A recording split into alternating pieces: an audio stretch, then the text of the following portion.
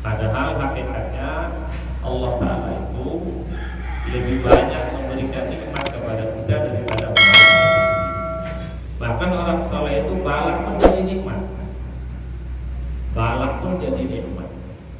Karena mereka berkeyakinan Allah itu zat yang maha baik, tidak pernah menzalimi hambanya sama sekali. Kalau Nabi Sulaiman saja dengan pasukannya melewati lembah semut, disuruh stop.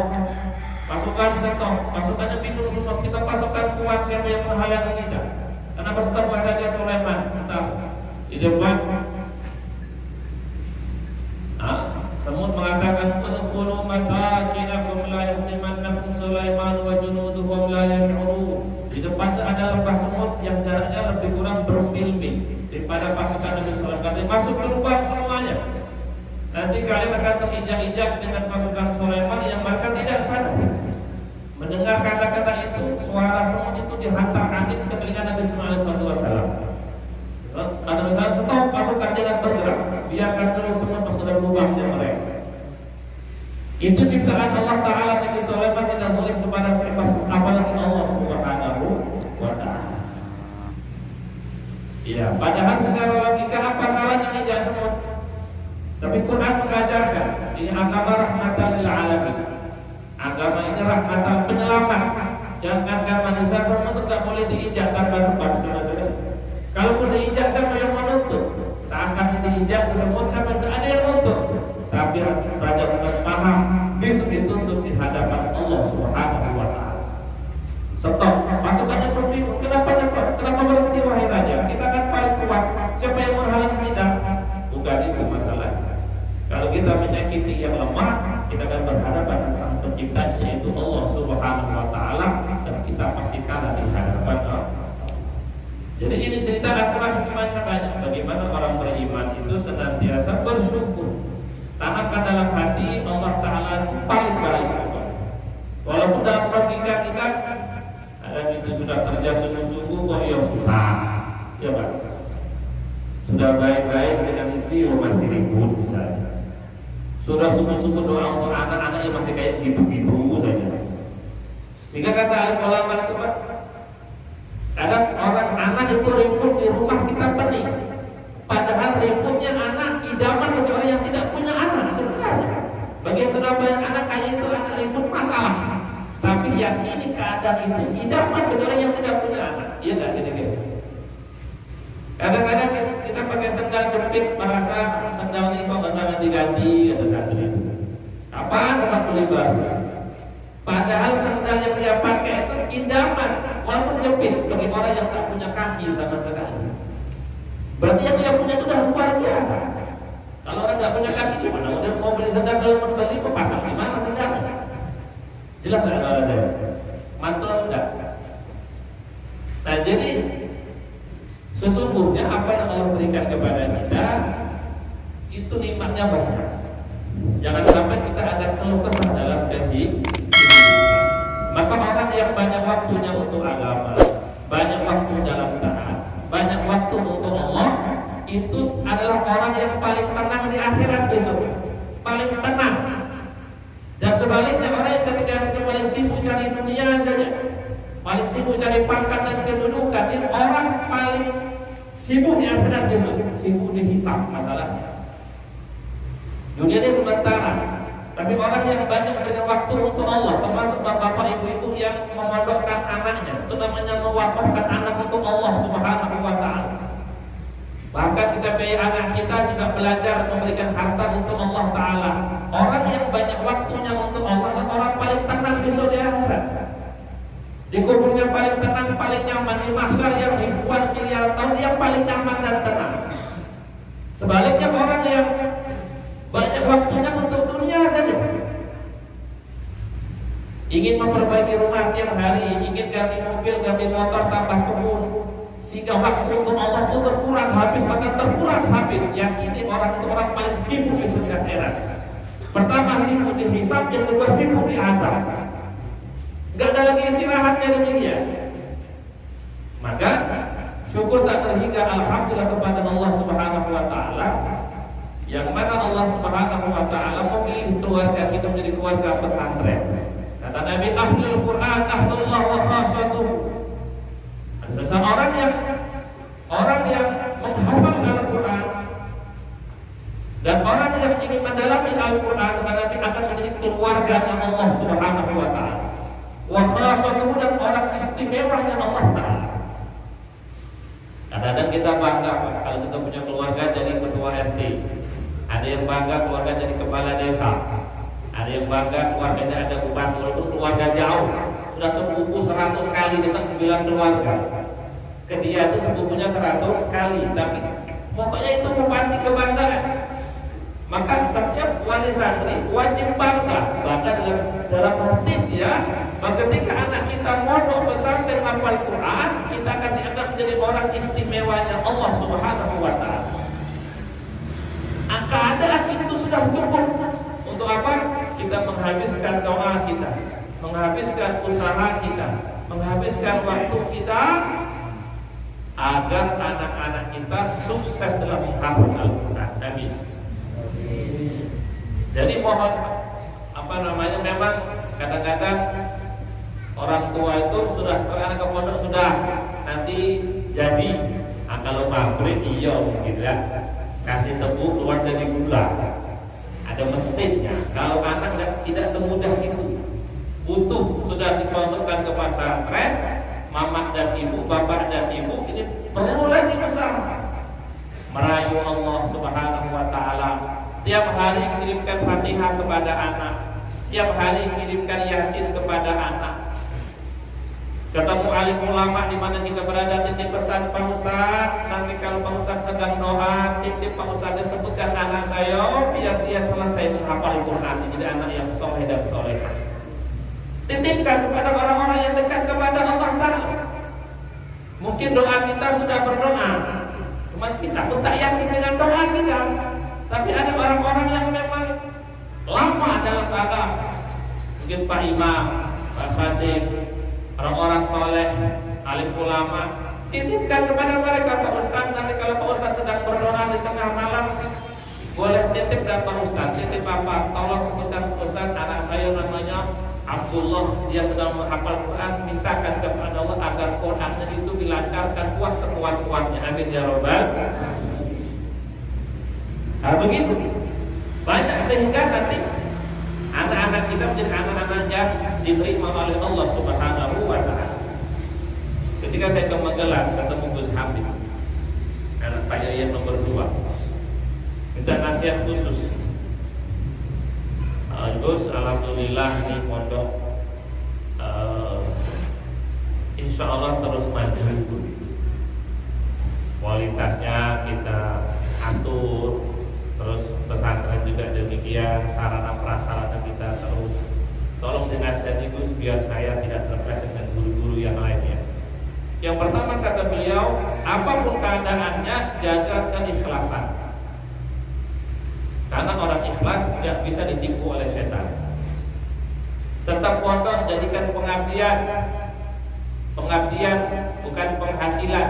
Jadikan pondok pengabdian kepada Allah Subhanahu wa taala.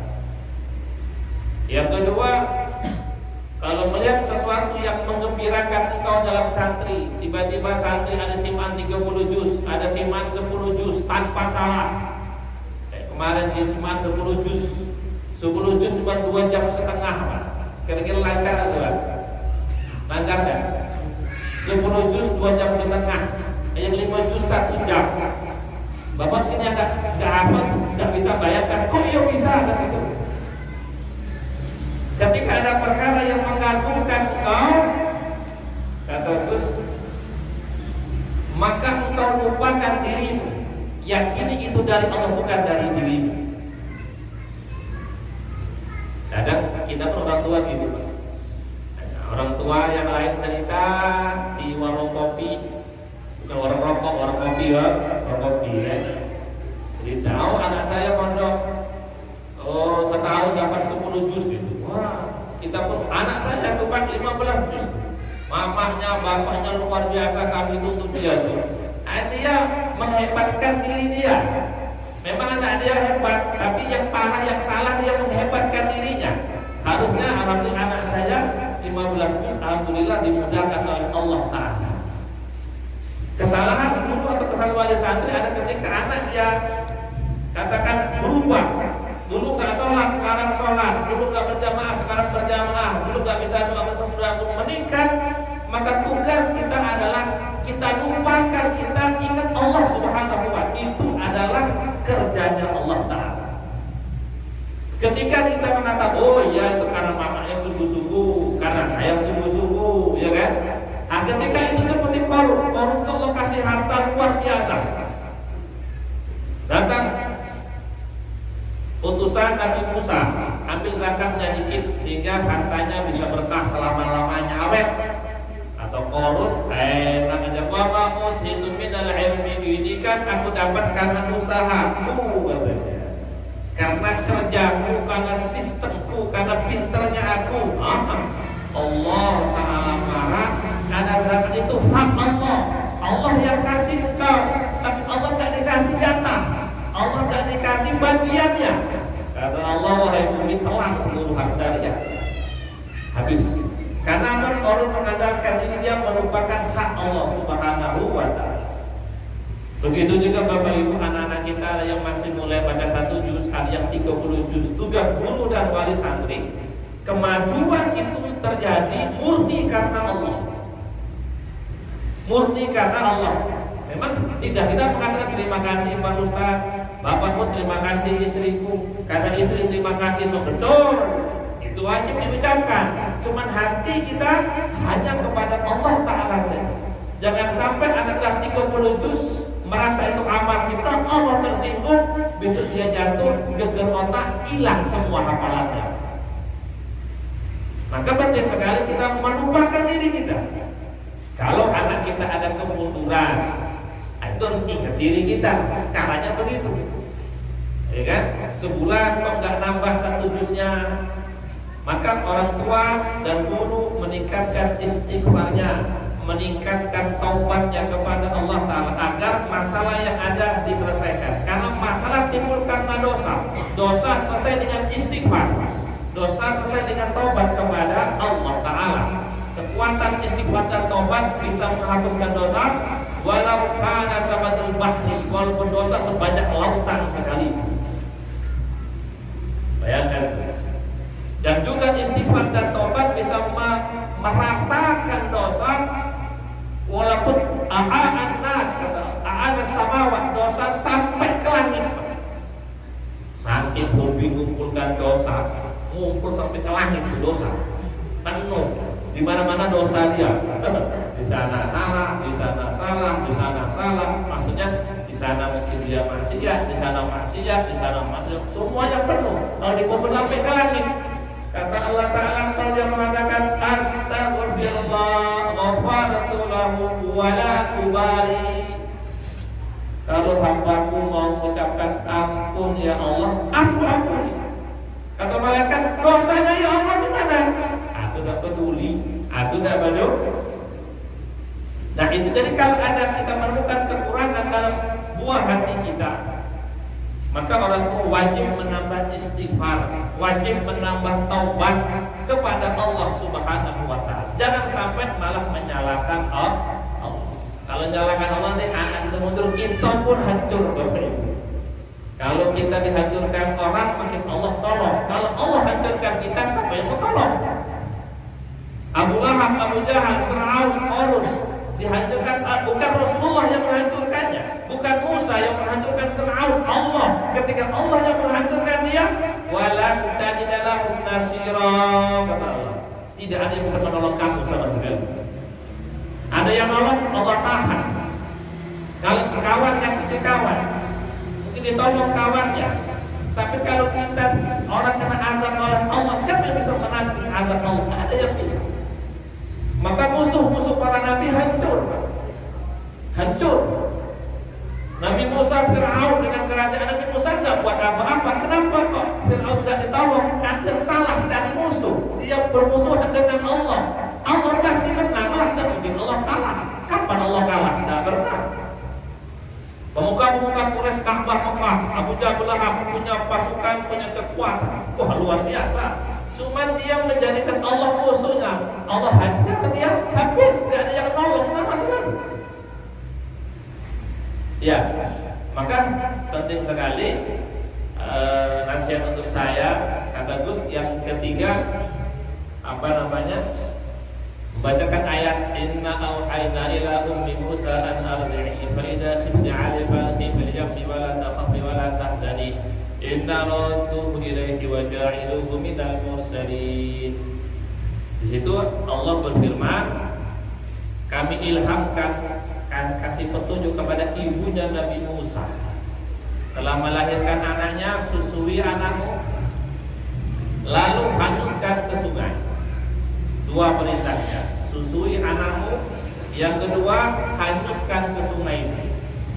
Ketika itu sedang tegang karena Firaun buat undang-undang semua bayi lanang sebelah, semua bayi lanang di sebelah.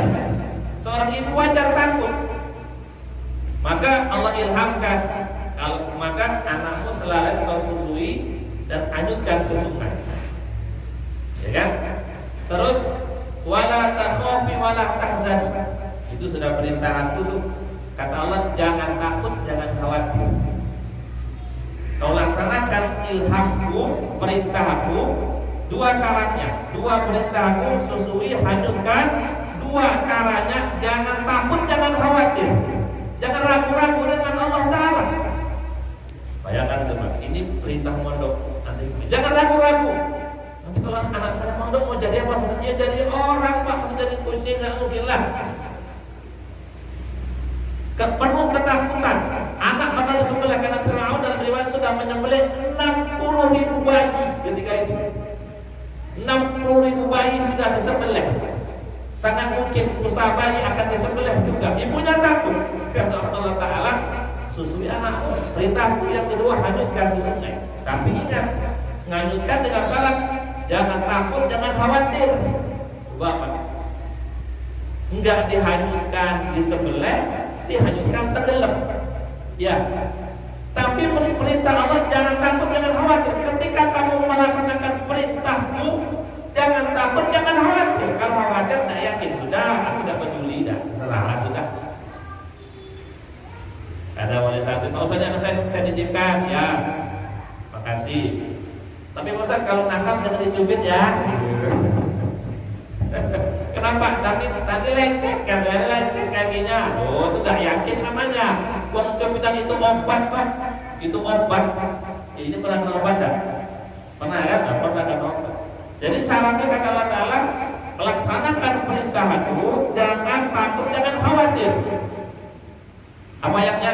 Inna radduhu ilaiki wa ja'iluhu minal mursalin. Kau laksanakan dua perintahku dengan dua cara, aku berikan kau dua hadiah. Oh, Allah Ta'ala itu adil. Subhanallah. Takut kamu, takut sengsara, anakmu kan takut mati, susui, hanyutkan ke sungai. Wow. Ketika hanyutkan, jangan takut, jangan khawatir. Jangan khawatir tenggelam, jangan takut dengan Firaun, jangan, pokoknya sudah ini perintah Allah pasti baik. Jangan ada takut ketahuan, takut ketangkep Firaun, atau khawatir tenggelam, jangan bikin buaya, jangan, pokoknya tenggelam, hanyutkan saja. Ujung ayatnya inna radduhu ilaiki wa ja'iluhu minal mursalin. Kata Allah, kalau dua itu kau laksanakan dengan dua cara, aku Allah Ta'ala, yang pertama radduhu ilaiki, anakmu aku kembalikan.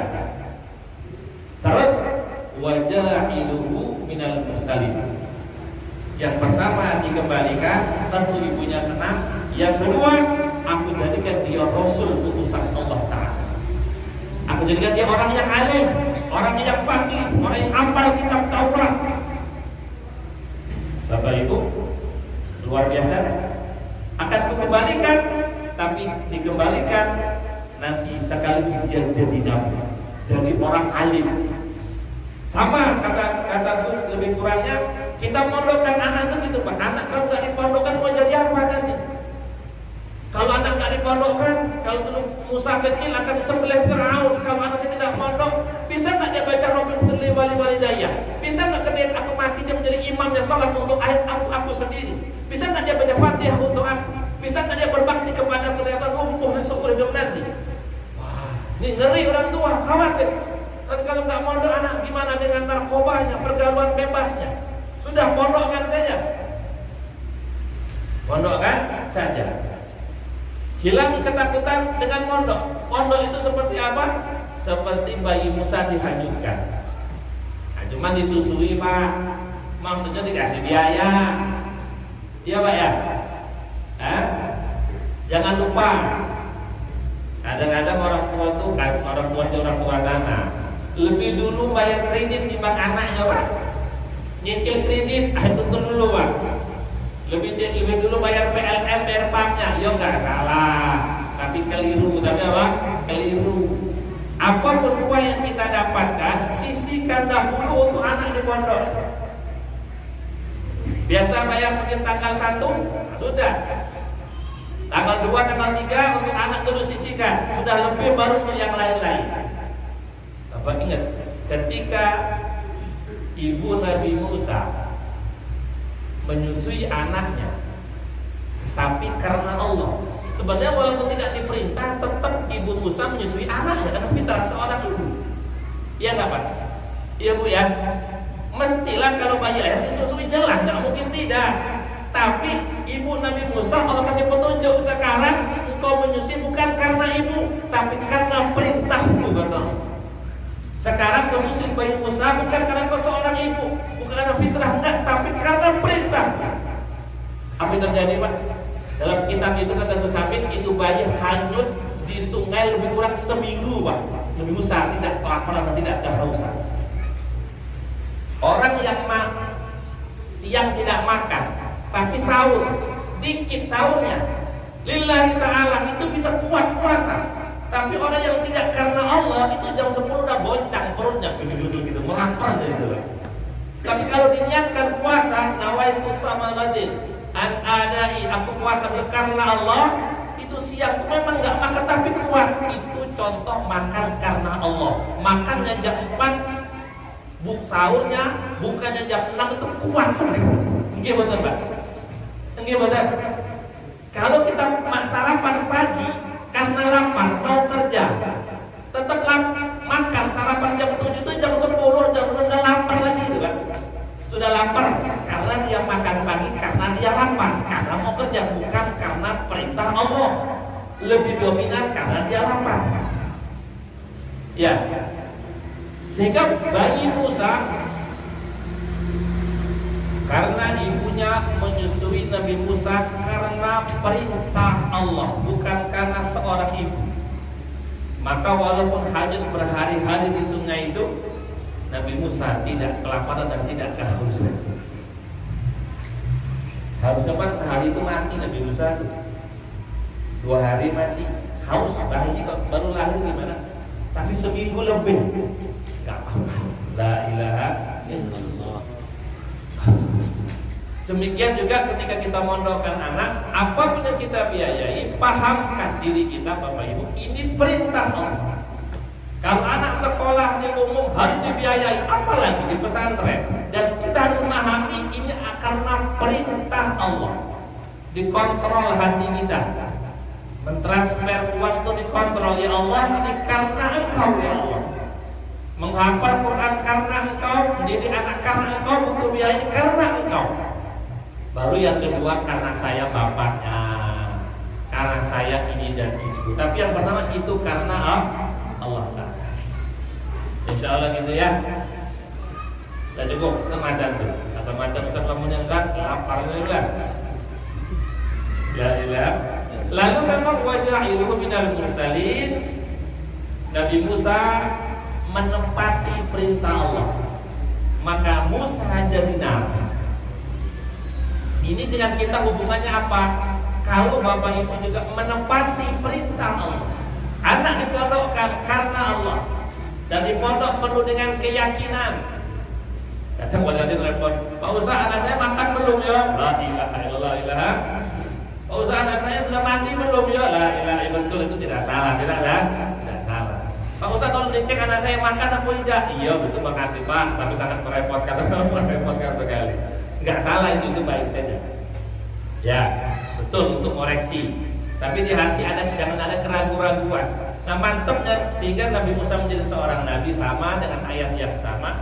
Kita kiaskan yang anak kita di pesantren itu juga dihanyutkan. Ingat, bukan dibuang kalian di pondok ya. Bukan apa? Bukan dibuang. Dihanyutkan di pesantren. Ya kan? Nabi Musa 7 hari, kita minum 7 tahun. 7 tahun. Siap insyaallah Mir. Insyaallah, ya. Dihanyutkan di pondok pesantren. Allahu Akbar. Seperti Nabi Musa dihanyutkan, lalu itu bayi kemana kembalinya Pak? Nyungsep apa namanya? Kendang. Kalau menepi itu apa namanya? Dihanyutkan supaya tidak ketangkap Firaun, malah menuju markasnya Firaun Pak. Allahu Akbar. Itu orang lari dari Firaun malah datang ke sana, nyerahkan diri. Itu cara Allah Ta'ala itu luar biasa. Namun tetap sudah diambil pedang. Bismillah. Kata istrinya di Quran mengatakan, la taqtuluhu asa ayyan fa'ana aw natakhdu walada wa hum la yash'urun. Kata istri di Quran itu, wahai suamiku, jangan bunuh. Kan kita tak punya anak.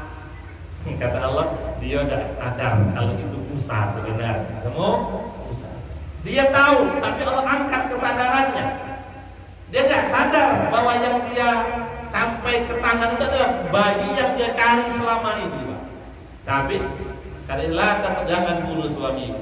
Semoga dia jadi anak yang bermanfaat, benar bermanfaat. Jangan dibunuh. Sehingga Musa tidak bisa. Sama anak kita dipondokkan 7 tahun, 5 tahun, 3 tahun, kembali kehidupan masyarakat. Harapan kita dia bisa menghadapi masalah dunia, lebih-lebih masalah Firaun itu masalah besar.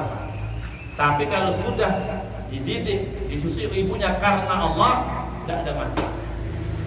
Hingga Musa jadi seorang nabi. Sama hari ini ibu bapak kepengin, saya pun kepengin, kita semua kepengin anak itu anak yang soleh-soleha, ya. Hafal Al-Quran, melebihi kita. Taurat itu di bawah Quran, Quran itu melebihi Taurat. Kalau orang hafal Quran seperti menghafal 4 kitab itu. Zabur, Injil, Taurat, dan Al-Quran. Berarti yang dia kumpulkan itu seluruh ilmunya para nabi. Kalau anak kita hafal Quran, dia telah menghafal Taurat, dia telah menghafal Zabur, dia telah menghafal Injil. Subhanallah. Maka Allah yang sama akan menjadi anak kita begitu. Orang tuanya wajib senantiasa gerak-geriknya didasari atas perintah Allah. Kalau perintah laksanakan, larangan tinggalkan. Yang kedua, wajib dengan penuh keyakinan, jangan perlu khawatir. Kata orang itu, Pak Ustaz, orang mikir, kalau anak dipondokkan nanti makan apa? Gitu kan? Ustaz mau jadi apa? Sampai sekarang tuh bingung jawabannya apa? Jawabannya apa? Seakan-akan kalau tidak mondok sekolah itu bisa makan, yang tidak mondok enggak bisa makan. Apa tidak salah? Tidak salah. Ustaznya diam saja. Ustaz kalau anak mondok makan apa besarnya? Gimana? Apa jawabannya? Ustaznya diam aja. Jawab salah nggak sih? Udah diam aja lah ya. Diam aja ya. Maka mereka berdua ada di depan acara, sedang acara di situ. Ya kan? Maka selesai acara, kata tuan rumah, kami persilakan Pak Ustadz untuk makan terlebih dahulu. Nah, gitu. Untuk mengawali prasmanan, monggo Pak Ustadz lebih dahulu. Nah, kata dia mikir, enak ya Pak Ustadz, kok makannya duluan tuh makannya dulu. Kadang datangnya belakangan, kok makannya duluan. Tadi tanya kalau anak jadi Ustadz makan apa, sekarang enggak makan apa, dijawab salah. Makan duluan juga salah kan? Juga salah. Masa Pak Ustadz datang belakangan dikit-dikit doa, makannya duluan. Enaknya jadi Ustadz. Tadi kata Ustadz makan apa? Enggak makan salah, makan duluan salah. Wal jununu funun. Itu lihat, itu sudah makan duluan. Makan duluan, berarti enggak dibahas masalah itu, gitu loh Pak. Enggak dibahas masalah itu. Sesungguhnya anak yang soleh dan soleha lebih berharga timbang anak berpangkat dan berkedudukan yang soleh dan tidak soleh atau ya kan? Kisah terakhir yang dapatkan dari tadi muzakarah sama istri, apa muzakarahnya Pak? Saya dan orang tua wajib hati-hati dalam mendidik anak. Wajib hati-hati. Ada orang tua yang punya anak, orang tuanya bapaknya super sibuk, istrinya pun super sibuk, dan punya anak, alhamdulillah punya anak pun gagah, tapi dibesarkan oleh pembantu. Anak umur 3 tahun setengah, maka anak itu lama-kelamaan timbul kerinduan. Karena mama bapaknya berangkat kerja sebelum dia bangun pagi. Bapak mamanya pulang kerja ketika dia sudah tidur, kayak nggak ketemu mak bapaknya. Tapi dia tahu ada mak bapaknya tuh, lihat fotonya. Singkat cerita dia pun jenuh dalam kehidupan tuh anak umur 3 tahun setengah, ya kan? Maka anak itu cari hiburan lah, main-main tanah, main-main bola, capek juga. Akhirnya ketemu paku. Ternyata Allah kasih dia kekuatan menggambar. Dia gambar bapaknya, dia gambar ibunya, gambar dia tangannya digandeng. Kerinduan anak sampai dia bisa menggambar bapaknya dan menggambar ibunya, seakan-akan dia dituntun mereka. Tapi karena di tanah gambarnya, aduh, gak kelihatan. Dia lihat mobil bapaknya yang baru dibeli, kredit. Mobilnya warna hitam pula. Langsung mobil itu digambar oleh anak itu. Di mobil itu digambar dia pakai paku, gambar bapaknya, gambar ibunya, gambar dia, semua digambar depan belakang kiri kan. Dia pun gembira. Melihat gambar itu mengobati kangen dia. Aku sudah dituntun oleh ibuku, dituntun oleh ayahku, digendong oleh ayahku dan digendong oleh ibu. Senang dia tuh. Dia nggak tahu itu mobil. Dia kira kayak anak kecil 3 tahun 4 tahun setengah. Subhanallah, seperti biasa dia pun tidur. Ternyata orang tuanya balik marah minta ampun. Marah, mobil belum lunas sudah diginikan. Tanpa basa-basi itu anak dipanggilnya, diginikan tangannya dipukul. Pak. Kata pembantunya hari pertama tangannya infeksi. Kata ibunya enggak apa-apa, obati aja. Lama-kelamaan demam, ternyata mukulnya pakai kayu yang berduri, infeksi. Orang tua nggak tanya, anak tuh tadi ngapa gambar mobil, ngapa gambar di dinding mobil. Pokoknya marah minta ampun, dipukul ternyata infeksi. Singkat cerita makin parah, itu bayi, itu anak bawa ke rumah sakit dan harus diamputasi, potong kedua tangannya. Selama di rumah sakit itu anak sama pembantunya. Apakah saya ini dipukul karena gambarnya kurang bagus ya video? Apa karena gambar saya kurang bagus sehingga bapak ibu nggak suka sama saya? Apakah karena gambar saya kurang bagus? Singkat cerita, tangan pun diamputasi. Tangannya dipotong kedua, takut melepok sampai ke badan.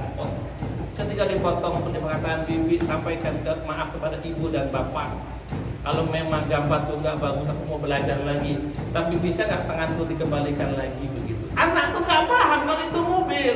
Tapi ayahnya dan ibunya itu masya Allah seakan-akan mobil melebihi anaknya itu sendiri, Bapak Ibu. Untuk mobil dia tahan susah. Untuk anaknya dia nggak tahu, dia nggak sempat, hanya emosi saja pulang mobil sudah digambar. Padahal anak itu gambar di mobil karena kangennya dengan mereka berdua, nggak lebih daripada itu. Orang tua tidak tanya, langsung dipukul tangan anaknya, tangannya berduri, berdarah, infeksi, potong tangan. Anak tetap tidak tahu kalau ayahnya mukul dia itu karena masalah itu. Saya hanya tahu gambar mobil karena saya kangen dengan mama sama bapak saja. Sehingga apa terjadi Bapak Ibu? Tinggal penyesalan dan penyesalan. Begitu juga pondok kita hadirkan Bapak Ibu datang sebulan sekali. Kadang-kadang kita menghadapi anak-anak itu sulit. Kadang-kadang gitu kan. Dikasih begini tidak mempan, kasih begitu nggak mempan, nggak mau ngegas ngajinya. Ternyata apa? Kangennya belum terobati sama orang tuanya. Itu kami nggak bisa ngobatin, nggak bisa. Salah obat kalau kami ngobatin. Kangen sama mak bapak, sama bapak dan ibu menjadikan dia tuh terhambat ngajinya.